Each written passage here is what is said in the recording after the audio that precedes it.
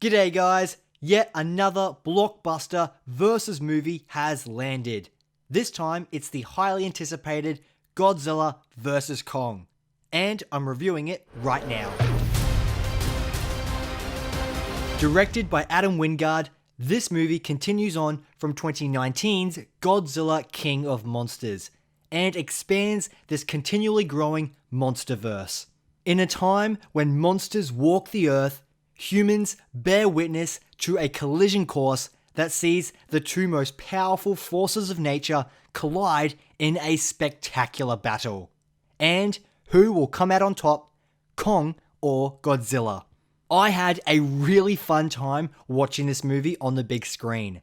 Seeing these two giant creatures face off was quite the sight, and I believe Adam Wingard delivered everything he needed to the people wanting to watch this film. First, let's talk about the positives. To begin with, the action sequences between Kong and Godzilla were awesome, and I absolutely loved watching them on screen. Godzilla is a massive, brute tank and uses his strength and powers to dominate his opposition. However, Kong has the mobility and endurance to go toe-to-toe with the King of Monsters. I thought the way these two creatures interacted and their respective fighting styles were entertaining all the way through. This is all achieved with some fantastic visual effects. We are of course dealing with these two massive CGI monsters, but I feel the way that they were visualized in this film was really cool. So much of this film from a technical standpoint was really good. The camera work was great, especially throughout the action scenes, where you get a real sense of scope, as well as feeling intimate in the close quarters fight moments. I loved the use of lighting as well, especially the sequence in Hong Kong, where they made use of the neon lighting to make the city look so beautiful. And I thought the score complemented the visuals quite well. Now, in these movies, there is inevitably always a subplot that involves the humans. But thankfully in this movie, it is kept to a minimum.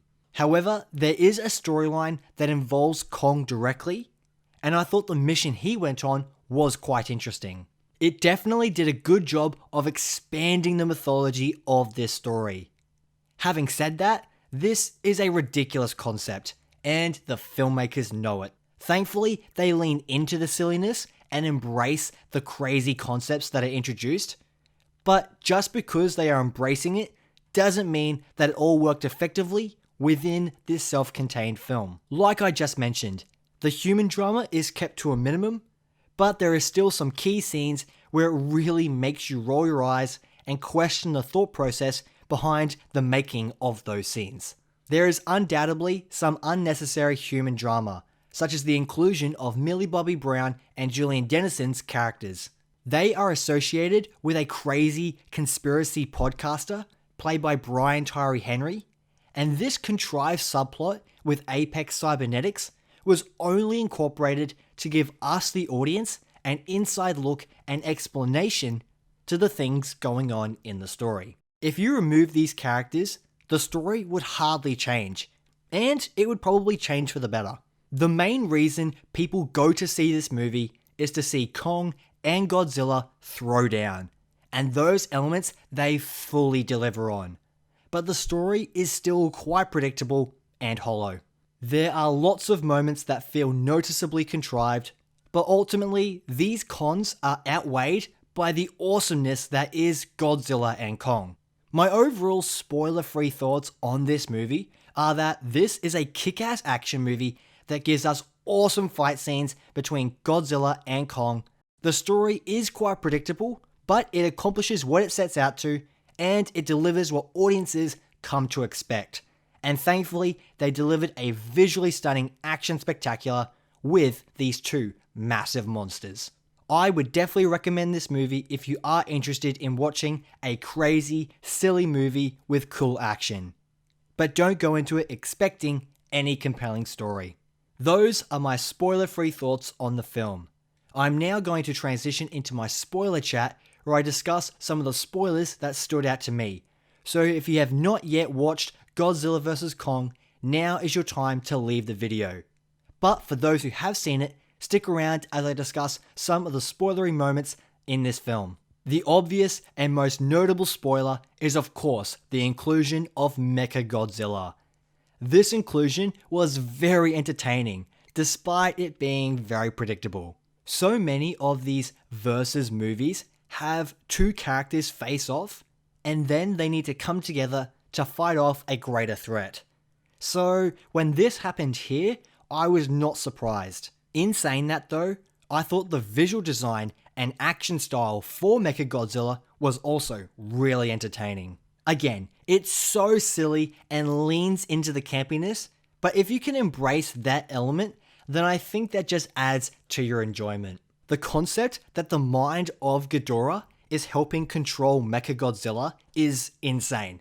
And when it eventually takes over itself, that wasn't surprising, but it also did make sense as to why Godzilla was able to sense it and why he saw it as an immediate threat that needed to be dealt with.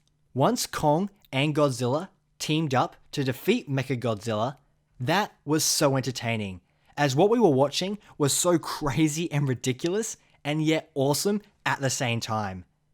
Now, even though so much of this movie is deliberately silly and over the top, the moment when they spill the alcohol over the control console in order to disrupt the connection with Mechagodzilla, I thought was one step too far. When you stop to think about the specific details of how this all works, none of it really makes sense, but that was a moment that really made me roll my eyes in disgust. Now, this movie showed us that there is a whole new world beneath the Earth itself called Hollow Earth. And again, none of this makes any sense, but it embraces this wacky concept, so you have to buy into it. The film ends with Kong and some humans in Hollow Earth, and of course Godzilla is still alive and dominant, so the possibility for more stories in this world is out there. So if they do continue it, it will be interesting to see how they expand on it. That, guys, is my spoiler thoughts on the film, and I have to say, this was a damn fun movie. It was entertaining, and that's what you want from a Godzilla Kong versus movie. The story is basic and predictable.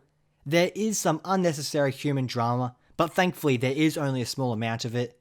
The visual spectacle was amazing, and the fight sequences between Kong and Godzilla made it all worth it. When you look at this movie objectively, I would say that this is an okay film, but it is thoroughly entertaining. I would recommend this movie to others who are interested in this type of movie. Thanks so much for watching my review.